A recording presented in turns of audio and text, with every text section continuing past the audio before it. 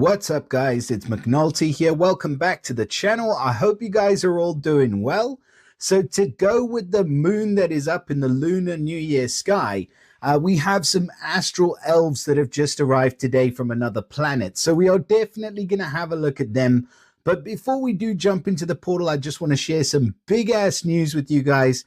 We had a bit of a revenge war against a 7 days alliance. 7 days emerged. We're not quite up there with the 7 days departed and the 7 days hunting, but you know what? These guys absolutely handed it to us the last time we faced each other.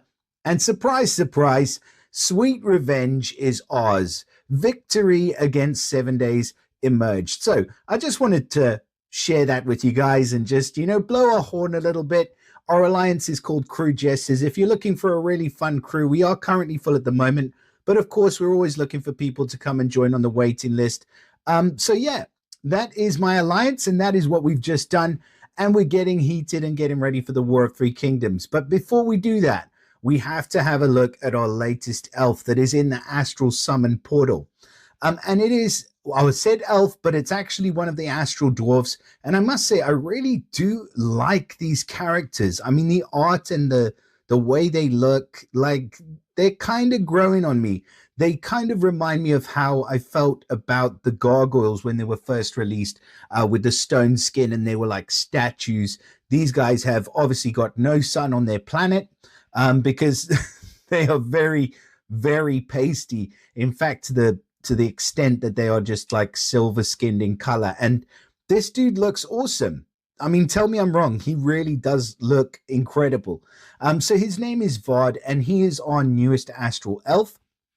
He is, well, these elves have, these dwarves, sorry, I've got to get that right. So these dwarves have 1,000,001 passives along with the class and family bonus. So it is important that we address these because they definitely play into how strong these heroes actually are. So starting off, he is of the Sorcerer class. Sorcerer class gives him a chance to delay. So it's a 15% chance to drop mana generation by 50% for 2 turns if he receives damage. If he deals any damage at the end of his turn. That could be tile damage, it could be a slash attack, it could be a special skill, but he has a chance to drop mana generation. And that is a strong talent class for somebody who is, usually for somebody who is on the defensive team, because before you know it, you don't have enough tiles.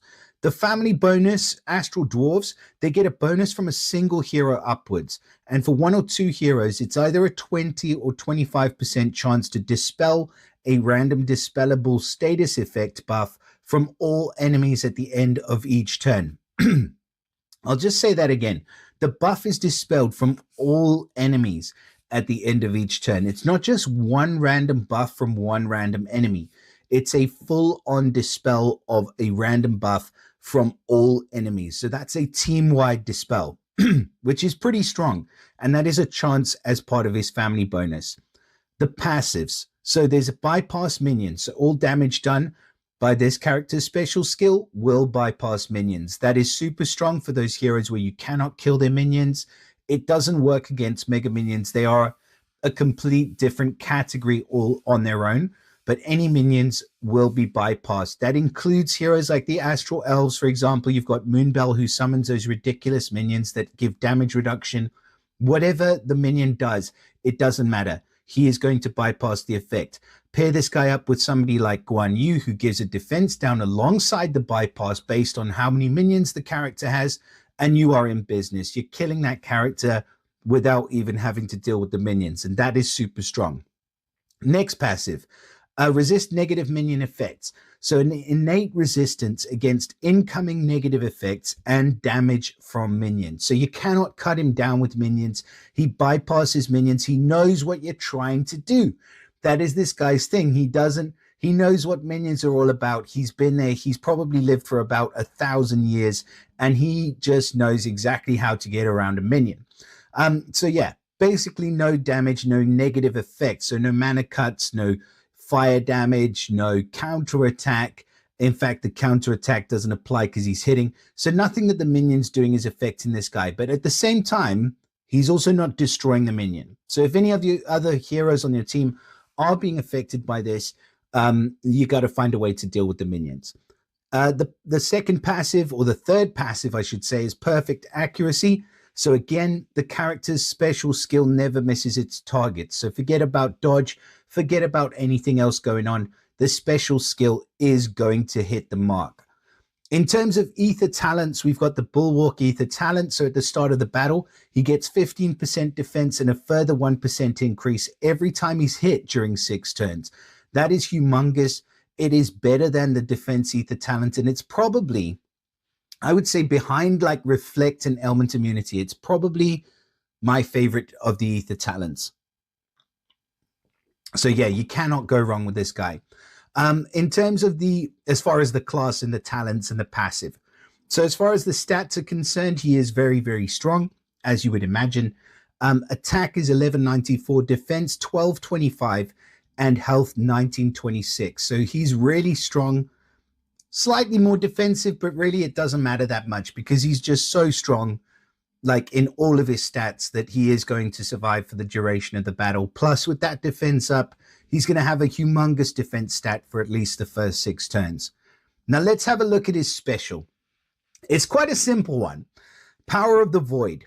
And I like simple, don't get me wrong. I'm a simple man. So Power of the Void, running at slow speed, he deals 450% damage to all enemies, and all enemies get negative 350 attack and 350 defense. So he gives Wither, and then all enemies get negative 30% mana generation for 5 turns. So it's a brutal special. It's a really freaking brutal special. I would put this guy in kind of the same category as somebody like Grimsteel. Like Grimsteel's growth is just redonkulous. His heal is redonkulous. It's a very straightforward and simple special, but it's so effective. And this is kind of the reverse of that, because straight away he's dealing 450% damage to all enemies, which is now bypassing the minions as well. And that's probably enough to kill off most enemies if you've at least chopped them down a little bit. 450 is a lot of damage.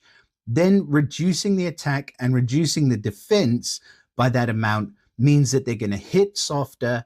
And it also means that if you follow up that hit, they are going to go down quicker. Now, a slow speed special should be like this, because a slow speed hero should have a special where it's like either it's going to end the battle pretty much, or it's going to be a complete game changer. And I think that Vard definitely fits the bill. I like the mana reduction as well, because it makes it more difficult from the enemies to come back on. Now, my thing about this hero is he is in a portal with the Astral Elves, and the Astral Elves are one of the most expensive summons we've got. So 400 gems for a summon, or obviously 100 Astral coins, however you want to look at it. But we've just had a really, really good slow speed hero in the Moth portal, and that is Mortwitch. And I would kind of probably argue that even though Mortwitch is running at the same speed and she only hits a single target and he hits everybody, she's pretty darn good as well. Like, if I had to choose between the two, like, he might just get the slight edge, but I don't think it would be by as much as 140 gems per summon.